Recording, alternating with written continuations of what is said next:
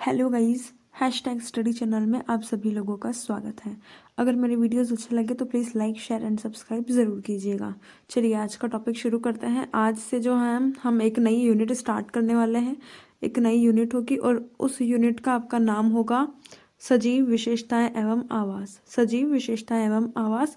और उसके अंदर आपके जो लेसन बनेंगे वो हमारे टोटल लेसन बनेंगे आपके 6 लेसन इसमें बनेंगे। सबसे ज़्यादा लेसन बन रहे हैं और 6 लेसन का आपका यहाँ पर एक यूनिट प्लान बनने वाला है। तो ये जो 6 लेसन है उसमें से पहला वाला लेसन है आपका कि जंतुओं में अनुकूलन। ठीक है, जंतुओं में अनुकूलन।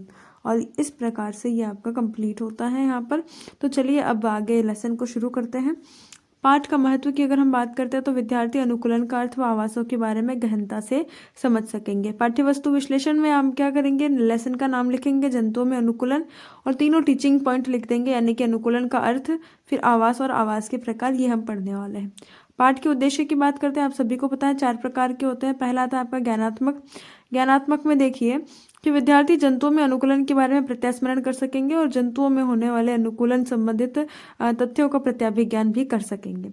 अवबोध की हम बात करते हैं। अवबोध में भी आपके 2 लेसन बनते हैं कि विद्यार्थी अनुकूलन एवं आवास से संबंधित विभिन्न तथ्यों की व्याख्या कर सकेंगे और विद्यार्थी अनुकूलन तथा आवास से संबंधी ज्ञान को सूत्रबद्ध भी कर सकेंगे।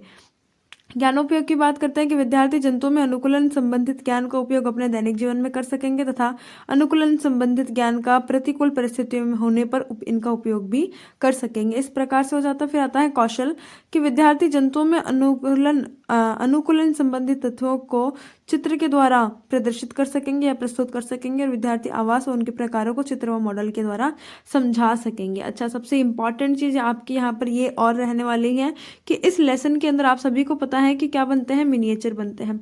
और एक लेसन में जो है आपके एक लेसन में 3 मिनिएचर बनते हैं। तो तीनों ही मिनिएचर की फोटो आपको अभी मैं प्रोवाइड करवा रही हूँ। ठीक है, तो चलिए आगे देखते हैं। शिक्षण अधिगम सामग्री की बात करते हैं।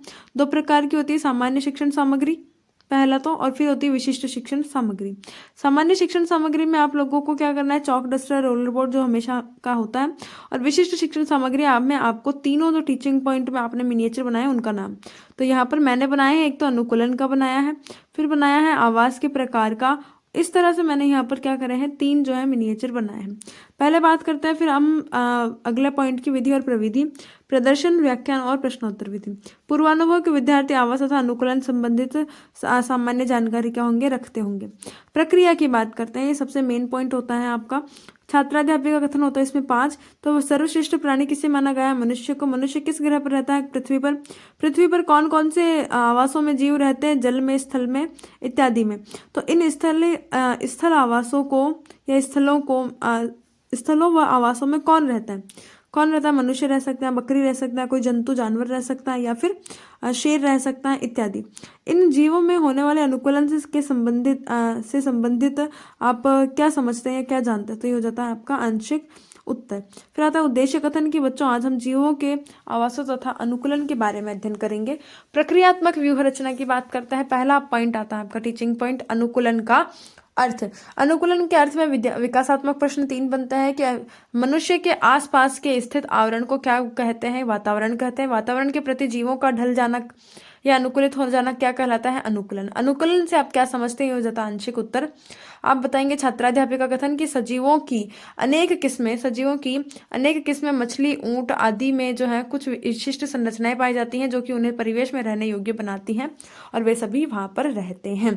तो वे विशिष्ट संरचनाएं, ध्यान से सुनिएगा, ये परिभाषा है कि वे विशिष्ट संरचनाएं या स्वभाव की उपस्थिति जो किसी भी पौधे या जंतु को उसके परिवेश में रहने योग्य बनाती हैं उसको क्या कहते हैं, अनुकूलन। विभिन्न जंतु जो है वो भिन्न भिन्न परिवेश के प्रति अलग रूप से अनुकूलित होते हैं। विद्यार्थी क्रिया की बात करते हैं, वही विद्यार्थी ध्यानपूर्वक सुनते हैं, समझते तथा नोटबुक में नोट करते हैं। और यहाँ पर हमने ब्लैक बोर्ड मिनिएचर मैंने यहाँ पर लिया था पर इसकी फोटो सही से नहीं आई, तो यहाँ पर मैंने क्या करा है, जो अनुकूलन था ना आपका, अनुकूलन, इसी अनुकूलन की डेफिनेशन जो है वो मैंने यहाँ पर लिखी है, अनुकूलन की डेफिनेशन। ठीक है, इस बात का ध्यान रखना। फिर आते हैं हम बोध प्रश्न की सभी सजीवों में अपने परिवेश में रहने तो क्या होते हैं, अनुकूलन होते हैं। अनुकूलन किसके प्रति होता है, परिवेश के प्रति होता है।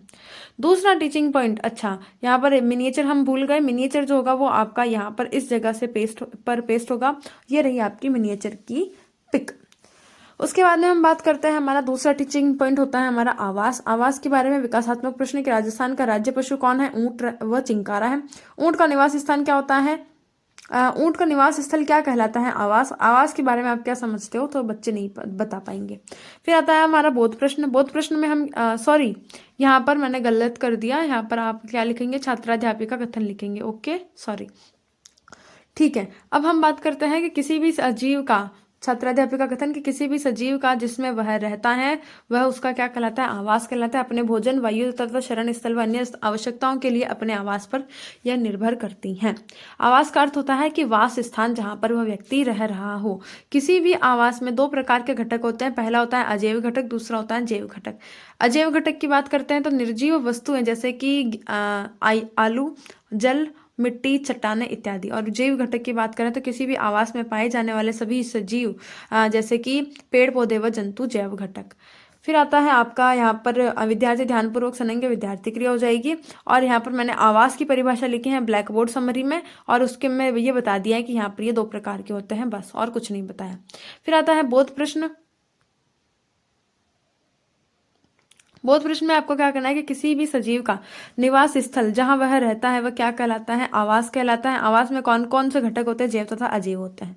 तीसरा टीचिंग पॉइंट आता है आपका आवासों के प्रकार, जिसमें भी पहला प्रश्न है कि जिसमें जीव होता है उसे क्या कहते हैं? उसे हम सजीव कहते हैं। सजीव अपने भोजन, वायु, सुरक्षा के लिए किस पर निर्भर रहता है? आवास पर। आवास को कितने भागों में बांटा गया है? ये बच्चे नहीं बता पाएंगे और ये हो जाएगा आंशिक उत्तर।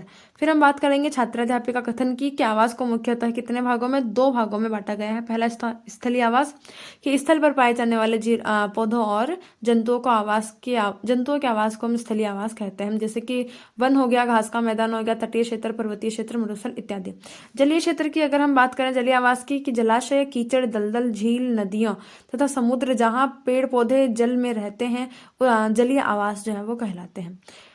विद्यार्थी क्रिया आपको यहाँ पर लिख देनी है, विद्यार्थी ध्यानपूर्वक सुनेंगे तथा समझेंगे। ये भी ब्लैंक छोड़ दिया है, कोई बात नहीं। फिर हम बात करते हैं, हमारा आगे आता है ब्लैक बोर्ड मिनिएचर। तो ब्लैक बोर्ड मिनिएचर के अंदर मैंने क्या करा है कि आवास कितने प्रकार के होते हैं? स्थलीय और जलीय आवास, ये लिखा है। बोध प्रश्न की आवास को कितने भागों में बांटा गया है? दो भागों में। दलदल किसका प्रकार स्थल है, यानी कि आवास के प्रकार, तो यहाँ पर जो है वो जलीय आवास का प्रकार होता है। पुनरावृत्ति प्रश्न होता है आपके पांचों प्रश्न को आप देख लीजिए। अनुकूलन से आप क्या समझते हैं? सजीवों को आवास की आवश्यकता क्यों होती है? स्थलीय आवास के उदाहरण दीजिए। वास स्थल क्या होता है? जैव घटक के उदाहरण दीजिए। फिर हम बात करते हैं मूल्यांकन प्रश्न के, निम्न में से जैव घटक कौन सा है? जल है, वन है, वायु है, या फिर उपरोक्त सभी है? उपरोक्त सभी होगा। विभिन्न जंतु खाली स्थान परिवेश के प्रति अनुकूलित होते हैं, किसके प्रति होते हैं वो बताना है। फिर हम बात करते हैं जलीय आवास किसे कहते हैं? ऊंट किस आवास में रहता है? और मछली कौन सा क्या होती है? घटक होती हैं। गृहकार्य आवास को परिभाषित करते हुए इसके प्रकारों को समझाइए। संदर्भ एनसीईआरटी का पूरा नाम। समालोचनात्मक स्वमूल्यांकन की शामपट कार्य से बच्चे आसानी से पाठ को समझ सके। अगर मेरे वीडियोस अच्छे लगे तो please like, share and subscribe जरूर कीजिएगा। Thank you so much.